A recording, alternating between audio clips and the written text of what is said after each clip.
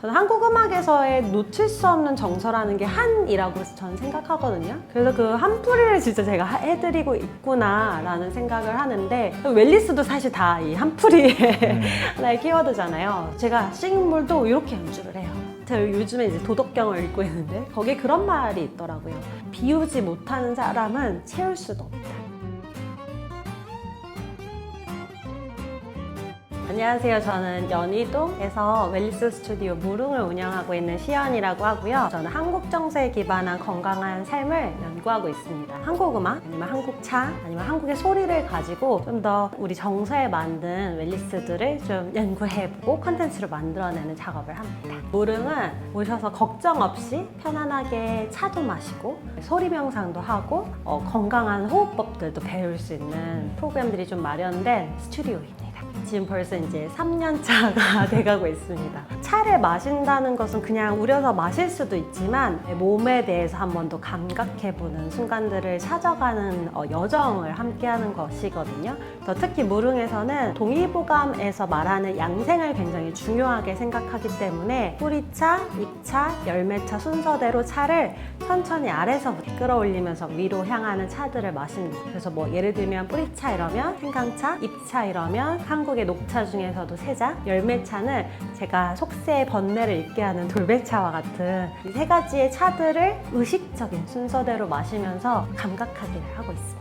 감각하기라는 게 사실 현대인들이 빠르게 흘러가는 속도와 생활 속에서 내 몸이 혹은 내 감정이 어떤 상태인지를 놓치는 경우들이 많거든요. 내 안에서의 나와 마주하고 조금 더 나를 알아가는 시간을 갖는 것이 제가 무릉에서 생각하는 감각하기입니다. 간단하게 차명상을 하는 지금 이제 무릉에 보드미잔이 이렇게 나와가지고 보드미잔으로 해보실 거고요. 집에 이런 큰 잔이 없으시면 그냥 컵으로 하셔도 됩니다. 지금은 작은 새 홍차라고 해서 4월 달에 딱 딴 참새처럼 아주 작은 잎으로 만든 홍차입니다. 그래서 향이랑 맛이 굉장히 풍부할 거예요. 한은 어느 정도 넣으면 좋은가요? 무릉은 딱 이렇게 1회분이 한 2에서 1.5g 정도 소분이 되어 있거든요. 2g을 넣으면 물을 한 120 정도 넣는다라고 생각하시면 됩니다. 이런 아이를 다하라고 부르거든요. 그래서 다하에다가 좀 먼저 꺼내 보시면 좋습니다. 찻잎의 모양도 한번 잘 관찰해 보세요. 아까 제가 말씀드렸던 참새의 혓바닥같이 작은지도 한번 보시고 찻잎이 가지고 있는 빛깔도 한번 보십니다. 그리고 천천히 뚜껑을 열고 찻잎의 적정량을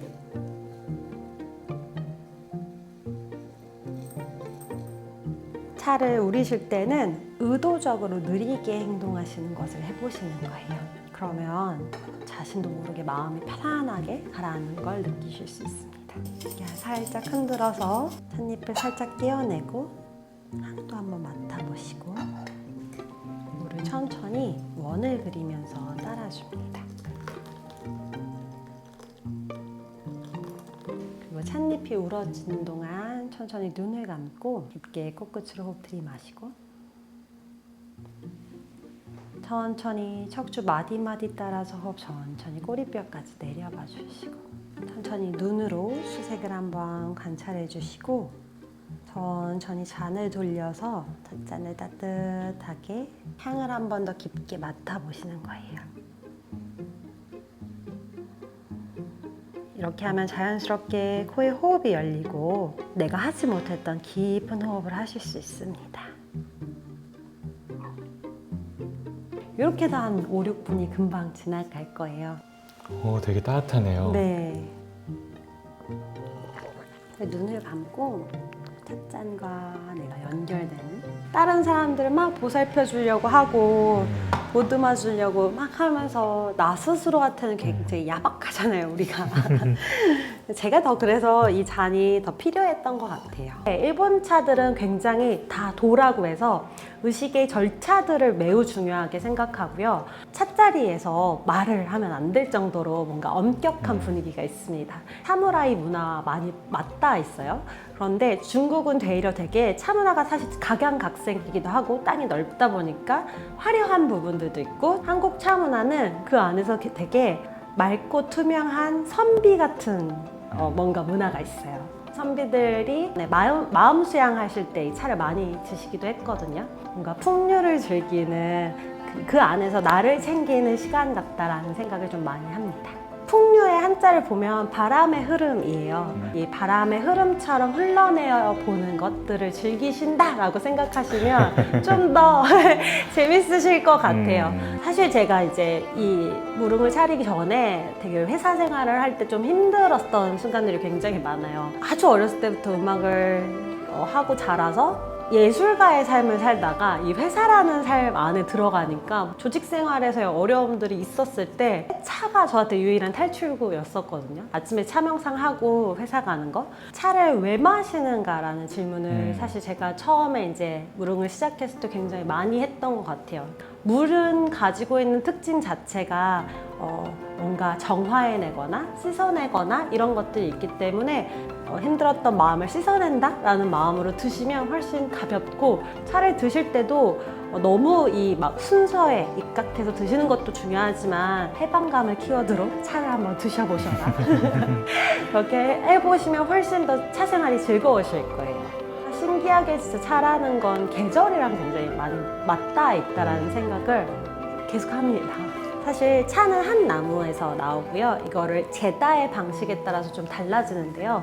차 나무에서 찻잎을 먼저 수확을 해야겠죠. 뭐 할머니라든지 농장에 계신 농부님들이 찻잎을 따고요. 그리고 건조나 덮어내는 과정, 그리고 전통적인 방법으로는 구중구포라고 해서 9번 찌고 9번 덮는 과정을 걸쳐서 우리가 먹는 차가 이렇게 만들어지는데요. 많은 분들이 감사명상 어려워하시는 분들 계시거든요. 그러면 제가 녹차 다 드시고 차 다 드시고 잎을 한번 이렇게 손바닥 위에 꺼내놓고 이렇게 만져보시라고 하면, 그러면 되게 알게 모르게 그 사람들의 모든 발자취가 이렇게 느껴지거든요. 그래서 정말 감사함, 그 충만함이라는 게 올라와요. 자연이 준 것을 인간이 어떤 마음가짐으로 이렇게 정성을 다했는지를 또 다 느낄 수 있는 과정의 결정체가 차가 아닌가라는 맞아요. 생각을 해봐요.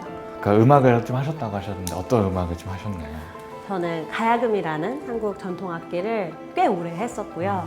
거의 한 20년을 넘게 가문이라고 부르거든요. 가문에 속해 있어서 수련을 조금 오랫동안 했었고, 29살 됐을 때 이렇게 사는 것이 맞는가라는 좀 생각이 많이 들고, 그래서 악기를 더 이상 못하겠다라고 하고 이제 영국으로 훌쩍 떠났다가 이제 다시 한 10년을 방황하고 돌아와서 결국 내가 서야 할 곳은 무대다 라고 해서 지금 다시 악기를 해서 이제 곧 앨범이 나옵니다. 숨빗소리라는 이제 저희 프로젝트 그룹이고요. 앰비언트 하는 뮤지션인 사이라는 분이랑 저랑 같이 가야금이랑 같이 해서 만들어진 한국적인 앰비언트라고 하기에는 되게 포크송이라고 해서 저희가 장르를 포크로 넣긴 했거든요. 그래서 되게 키워드가 바다, 뭐 엄마, 그 다음에 사람들이 가지고 있는 굉장히 근원적인 감정들에 대해서 좀 얘기하는 음악들을 좀 합니다. 어렸을 때는 이제 가야금을 하면 여름방학 때 산 공부를 갑니다. 산에 들어가서 악기를 한다고 그러면 판소리 하시는 분들이 막 폭포수 앞에서 소리하는 거 막 떠올리시잖아요. 근데 정말 그렇게 합니다. 계곡에서 이렇게 악기 다 펼쳐놓고 선생님한테 이렇게 배우고 이런 걸 하는데, 가야금 하면서 사실 짧은 산조가 거의 한 15분, 20분 정도 되고, 긴 산조는 길게 가면 막 1시간, 2시간 정도 연주를 해야 돼요. 시간 안에서 몰입해서 이걸 하는 것조차도 굉장히 명상적이기는 하거든요. 그래서 아마 제가 명상을 딱 처음 시작했을 때 어렵지는 않았던 것 같고, 이게 산스베스 하다 보면 결국 내 안에 DNA가 다 나오는데요. 저는 어쩔 수 없이 그 국악했던 가락, 그러니까 약간 어떻게 보면 한국적인 정서를 가진 멜로디가 나올 수밖에 없더라고요. 그래서 메나리쪼라고 해서 따라라 띠리리 띠리리리, 한오백년 같은 거 들으면 슬프잖아요. 아무렴 그렇지 그렇고 말고, 이 부분 이런 것들이 자연스럽게 시인볼에 녹아서 나옵니다. 네, 저는 한국 음악에서의 놓칠 수 없는 정서라는 게 한이라고 저는 생각하거든요. 그래서 그 한풀이를 진짜 제가 해드리고 있구나라는 생각을 하는데, 웰리스도 사실 다 이 한풀이의 하나의 키워드잖아요. 그래서 굉장히 한국적으로 좀 연주를 하는 편이고 불안도가 굉장히 높았던 사람이에요. 그래서 지하철에 사람이 이렇게 많잖아요. 아침 출근 시간에. 그러면 숨을 쉴 수가 없는 거예요. 주저앉아서 이제 막 옆에 분들이 도와주셔서 출근을 하거나 이런 시절도 있었고, 이제 회사원일 때는 실장님한테 깨지고 나서 소리를 어디 가서 막 질렀거든요. 근데 온몸에 두드러기가 올라오더라고요. 그 순간적으로. 사실 이 예민한 거는 미래에 대한 불안도 때문에 오는 대부분의 것들이잖아요. 명상을 하면서 되게 느슨해졌어요, 사람이. 그게 무슨 말이냐면 내 마음의 평평함의 기준을 알게 된 것 같아요. 여전히 전 예민하고 여전히 굉장히 불안해해요. 그 안에서 그냥 휘몰아쳐서 가버리는 게 아니라 닻을 내리고 그 파도 위에서 서 있을 수 있는 힘을 지금은 이제는 위아래로 막 이렇게 휘몰아쳐도 그럼에도 불구하고 나는 떨어지지 않는다는 것을 잘 인식만 하시면 삶이 그렇게 어렵지만은 않을 거예요. 제가 요즘에 이제 도덕경을 읽고 있는데 거기에 그런 말이 있더라고요. 비우지 못하는 사람은 채울 수도 없다. 닻을 내린다는 것은 결국 내가 비워냄으로써 내가 내 땅 위에 뿌리를 내리고 불안하지 않게 서 있을 수 있는 것이고, 그게 결국 비워내야 그 뿌리가 아래로 향한다는 것을 실천하시면 경험합니다. 고통과 고난은 우리가 인간으로서 태어나면 가지고 올 수밖에 없는 하나의 숙제업이죠. 숙제 같은 건데 그걸 내가 다스릴 수 있으면 삶을 잘 살아낼 수 있는 것 같아요. 요가 축제 오셔서 무릉 와서 차도 좀 드시고 요가를 하시면서 호흡도 좀 깊게 해보시고 몸에 있는 감각들을 한번 다 열어보시고, 그게 내 주변 사람들과 함께 있을 때 더 커지는 그 감각을 한번 공명해 보시면 살만 나는구나, 내가 오늘도 잘 살아낼 수 있겠구나라는 이런 용기가 좀 생기실 것 같아요.